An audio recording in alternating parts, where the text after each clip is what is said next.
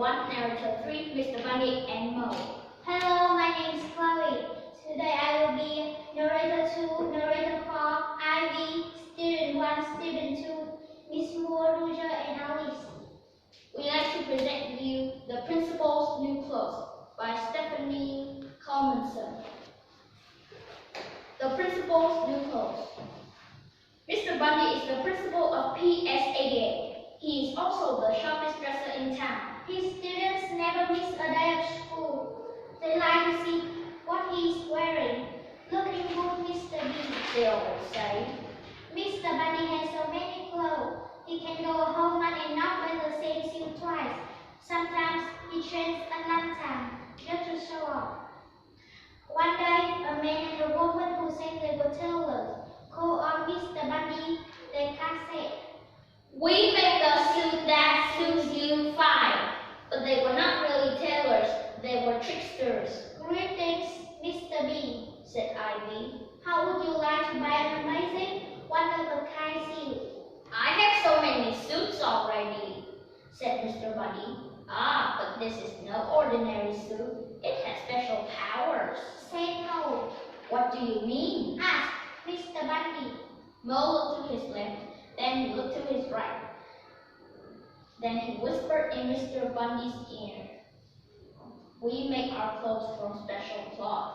It is invisible to anyone who is no good at his job or just plain stupid." "Really?" said Mr. Bundy. "Yes, not only will you look great, but you can find out if anyone in your school is no good at his job as Stevie," said Ivy. "That is amazing!" cried Mr. Bundy. "Now if you take off your jacket and lift up your arms, so we will take your measurements," said Ivy, grinning. "We will also take your money, Mommy Joe." Mo. The next day, Mo and Ivy set up a workshop in the gym.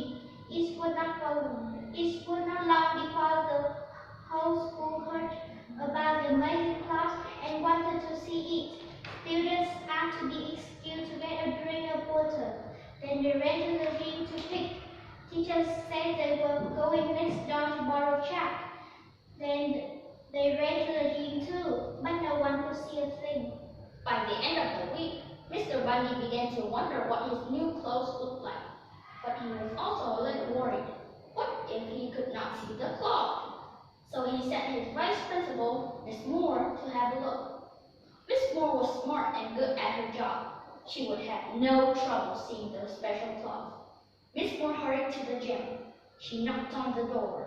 "Mr. Bundy sent me to see his new clothes." She could over the noise of worrying scenes. A moment later, the door opened a crack, and Miss Moore slipped inside. "What do you think? Have you ever seen anything like it?" asked Mo. Poor Miss Moore, he could not see a thing. "Can it be that I am Stevie, or I'm people mania?" she wondered. "I have tried so hard to be a good vice principal." She took off her glasses, wiped them, and looked again, but it was no use. Miss Moore had to think fast. If she told the truth, she might get fired. It's beautiful. I'm going to tell Mr. Bundy right now how much I like his new clothes," said Miss Moore. "Just he is great." Miss Moore told Mr. Bundy, "I've never seen anything like it, and now I want to run and make a phone call. Bye." She hurried off before Mr. Bundy could ask any question. Now Mr. Bundy was more curious than ever. He stuck Roger in a hole. Roger was one of the smartest students in the school. If he couldn't see the suit, nobody could. "Say, Roger, do me a favor and find out how my new suit is coming along," said Mr. Bundy. Roger couldn't believe his ears. "Wow, I'll be the first one to see the principal's new clothes. Wait till the class hears about this," said Roger, and he raced up to the gym. The door was still open, so Roger peeked inside. He could see Mo and Ivy at their sewing machines hard at work, but he could not see the cloth. "Oh no! Even if Phoebe finds out I can't see this cloth, Sheila said, I'm stupid. Sheila blamed me for sure. On the way back to his flat, Roger poked his head into Mr. Bundy's office. Super sealed, he said. What does it look like? Asked Mr. Bundy. I can't stop now. Mr. B, Mrs. Finley is giving a test, and I wouldn't want to miss it. Mr. Bundy couldn't stand it any longer. I'll have to go see for myself. He marched down the hall and walked into the gym. Mr. Bundy looked at the empty machines. He blinked once, he blinked twice, he began to tremble. How could this be? Am I really no good at my job? He wondered. Is there anything wrong? Asked Ivy. Oh no, the suit it's fantastic. I can hardly wait to try it on, said Mr. Bundy. Mr. Bundy handed Mo and Ivy 2 gold stars to show how much he liked his new suit. I'd like to wear the suit to the assembly tomorrow, but I guess it won't be ready. He said. He turned to go. Yes, it will. We will work on it all night and bring it to your house in the morning, said Mo. That night, Mr. Bundy drank cold and drank 3 drinks. Early the next morning, Mo and Ivy appeared, holding their empty hangers in the air.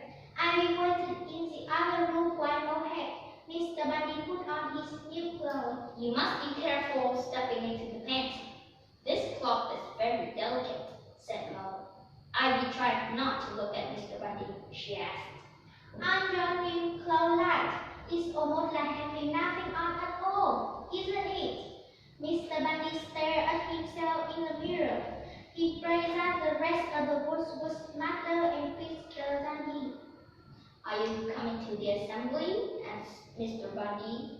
Thanks, but no thanks. I have a bird to catch, and now if you could pay us, we'll just run along, said Ivy. Mo handed Mr. Bundy the bill. Mr. Bundy handed Mo a great deal of money. On the way to school, Mr. Bundy's neighbors all raved about the clothes they did not see. After all, they did not want their friend to find out that they were stupid and no good at their jobs. Mr. Bundy walked into the auditorium.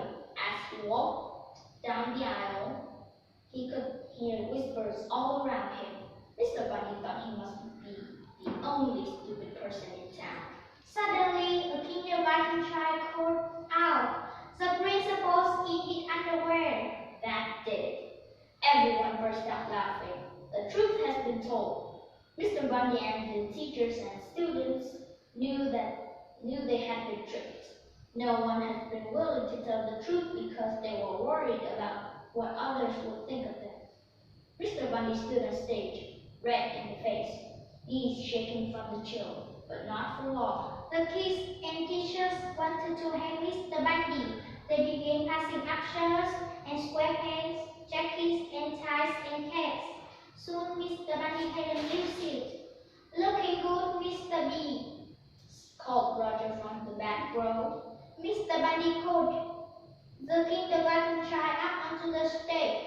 He shook her head and gave her a gold star. "Thank you for telling the truth, Alice," he said. Everyone cheered.